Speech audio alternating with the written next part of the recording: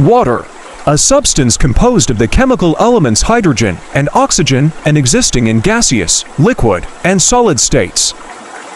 It is one of the most plentiful and essential of compounds. A tasteless and odorless liquid at room temperature, it has the important ability to dissolve many other substances.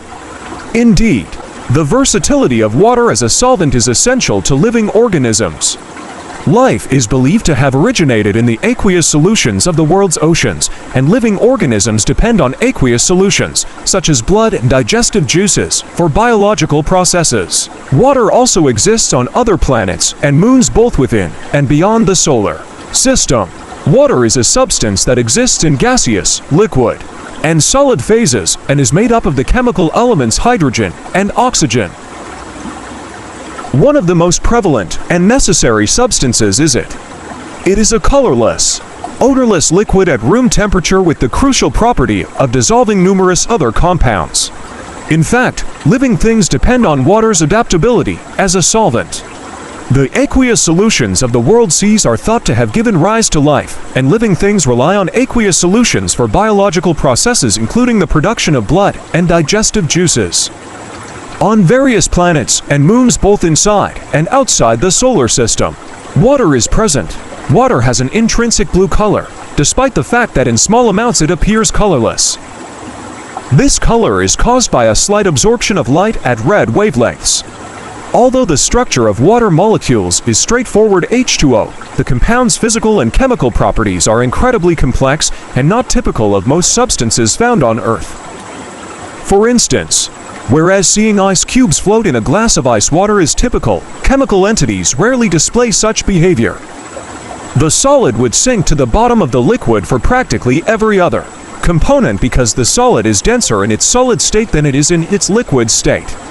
Ice forms on ponds and lakes in cold climates, acting as an insulating barrier that safeguards the aquatic life below.